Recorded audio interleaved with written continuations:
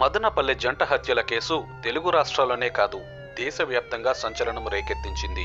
పీకల దాకా చదువుకున్న మేధావుల జంటే తమ కన్న బిడ్డలను చేతులా బలిచ్చేసి వాళ్ళు మళ్లీ పుడతారన్న భ్రమలో ఉన్నారు.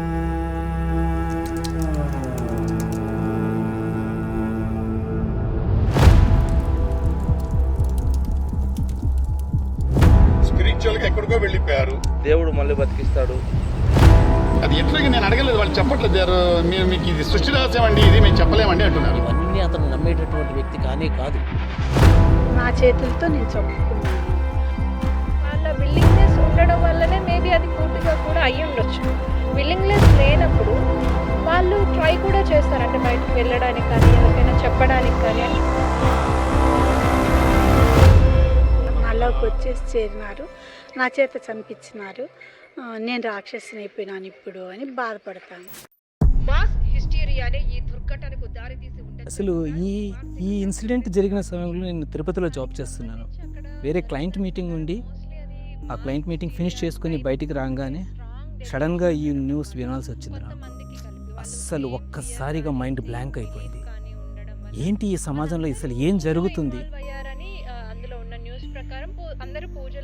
బాగా ఎడ్యుకేటెడ్ పీపుల్, అంత ఎడ్యుకేషన్, అసలు కాలేజీలో లెక్చరర్స్, కాలేజ్ కరెస్పాండెంట్ ఇటువంటి చేస్తున్నారంటే అసలు ఊహించడానికే ఏదోలా అయిపోయింది. ఆ రోజంతా నాకు చాలా అనీజీగా ఉన్నది. విల్లింగ్నెస్ లేనప్పుడు వాళ్ళు ట్రై కూడా చేస్తారంటే బయటకు వెళ్ళడానికి కానీ ఎవరికైనా చెప్పడానికి కానీ అని.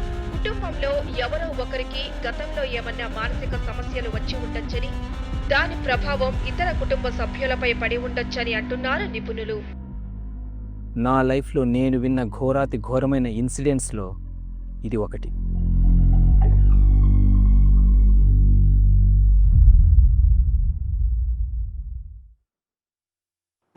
భక్తి మానవుడికి స్ఫూర్తినిచ్చే గొప్ప శక్తి.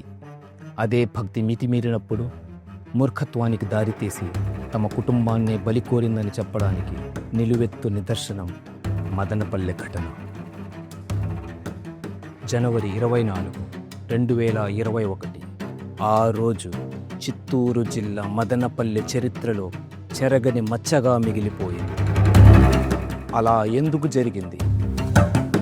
ఆ కుటుంబం ఏం నమ్మింది? అదే అతి భక్తి, అదే పిచ్చి ప్రేమ, అదే అమానుష దారుణం.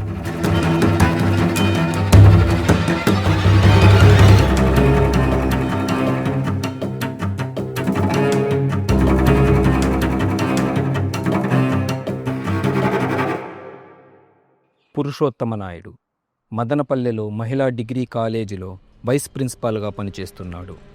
ఆయన భార్య పద్మజ ఒక ప్రైవేట్ కాలేజీకి కరెస్పాండెంట్గా ఉన్నారు. వీరికి 2 కుమార్తెలు. పెద్ద అమ్మాయి అలేఖ్య, తన వయసు 27 సంవత్సరాలు. చిన్న అమ్మాయి సాయి దివ్య, తన వయసు 22 సంవత్సరాలు. అలేఖ్య భోపాల్లో పీజీ చదువుతూ ఉంది. సాయి దివ్య తన BCA ఫినిష్ చేసి AR రెహమాన్ మ్యూజిక్ అకాడమీలో సంగీతం నేర్చుకుంటూ ఉంది. అంతవరకు అంతా సజావుగా సాగిపోతున్న సమయంలో కరోనా మహమ్మారి వల్ల ప్రపంచమంతా ఒక్కసారిగా స్తంభించిపోయింది.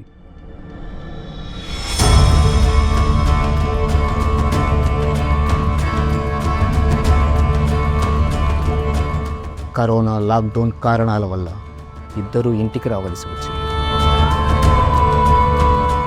కానీ వాళ్ళ ఇంటి లోపల ఏం జరుగుతుందో ఎవ్వరికీ తెలియదు. తమ తల్లిదండ్రులైన పురుషోత్తమ నాయుడు మరియు పద్మజ ఇద్దరూ అనుకున్నారు ప్రపంచాంతం దగ్గర పడింది, మనిషి తొందరలోనే దేవుడిలా మారబోతున్నాడు, దానికి సిద్ధంగా ఉండాలి అనుకున్నారు. తమ కుమార్తెలను ఆధ్యాత్మిక మార్గంలో వెళ్ళి మోక్షాన్ని ఎలా పొందాలనే ఆకాంక్షను బాగా నూరిపోశారు.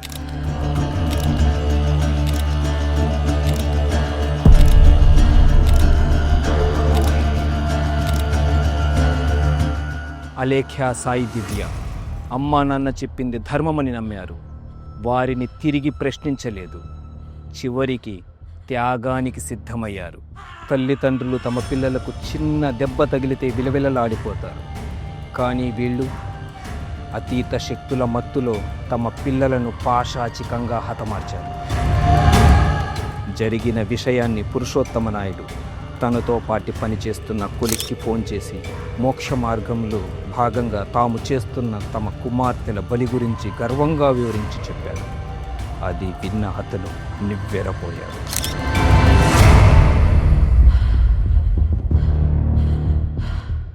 ఆ రాత్రి పురుషోత్తమ నాయుడు ఇంటి నుండి గట్టిగా మంత్రాలు చదువుతున్న శబ్దాలు రావడంతో పొరుగువారు ఇంటి గుమ్మం ముందుకు వచ్చారు.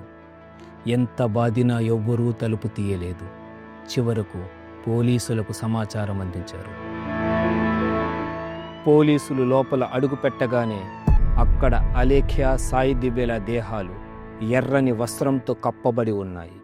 మృతదేహాలపై కొన్ని పవిత్ర గుర్తులు కూడా ఉన్నాయి.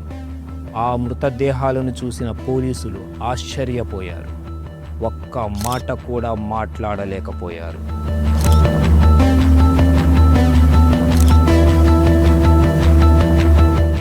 పురుషోత్తం, పద్మజ ఇద్దరు గంభీరంగా ఎలాంటి భయం లేకుండా ఉన్నారు. ఏ కోశాన కూడా నేరపూరిత భావం వాళ్ళ ముఖాల్లో కనబడడం లేదు. పోలీసుల్ని చూస్తూ వాళ్ళు మళ్ళీ వస్తారు, వాళ్ళు మరణించలేదు, వాళ్ళు మోక్షం పొందారు అని చెబుతూ గంభీరంగా నవ్వుతున్నారు. పోలీసులు అరెస్ట్ చేస్తున్న సమయంలో పద్మజ వికృతంగా ప్రవర్తించసాగింది. మతి స్థిమితం లేని వ్యక్తిలా ఏవేవో చెప్పసాగింది.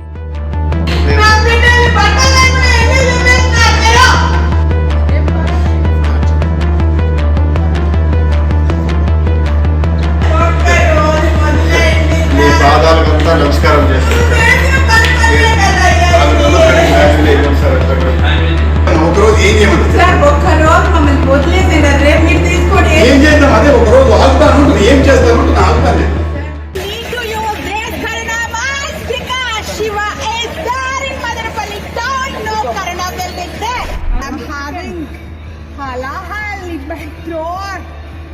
No need to test me for corona. 1 second. You are insulting me. పోలీసుల విచారణలో స్పష్టంగా తేలింది ఇది ఒక హత్య అని. కానీ ఈ హత్యల వెనుక ఒక భక్తి గాథ ఉంది. వారు మానసికంగా అస్థిరులా లేక దైవత్వానికి పరవశించిపోయారా? కొంతమంది అంటున్నారు ఇది మానసిక వ్యాధి అని, మరికొందరు అంటున్నారు ఇది మితిమీరిన భక్తి అని. కానీ నిజమేంటో ఎవ్వరికీ తెలియదు. ఈ కథ మనకు ఒక గుణపాఠం. భక్తి మంచిదే, కానీ అది మితిమీరినప్పుడు నాశనానికి దారితీస్తుంది. మనం దేవుళ్ళని నమ్మాలి, కానీ త్యాగానికి అర్థం లేకపోతే అది పశువుల సహజత్వానికి సమానం. కలియుగం అంతమైంది, సత్యయుగం వచ్చింది. ఈ రోజు జరిగింది. ఆయన ఒక 10 నిమిషాలు అరగంట వెయిట్ చేస్తుంటే ఈ రోజు నా ఫ్యామిలీ మొత్తం ఇక్కడ ఉండేవాడు. ఇది నిజమైన భక్తి ఫలితమా లేక మానసిక భ్రమ? మీ అభిప్రాయాలను కామెంట్ రూపంలో తెలియజేయండి. ఇలాంటి మరిన్ని సినిమాటిక్ డాక్యుమెంటరీస్ కోసం మా ఛానల్ని సబ్స్క్రైబ్ చేసుకోండి.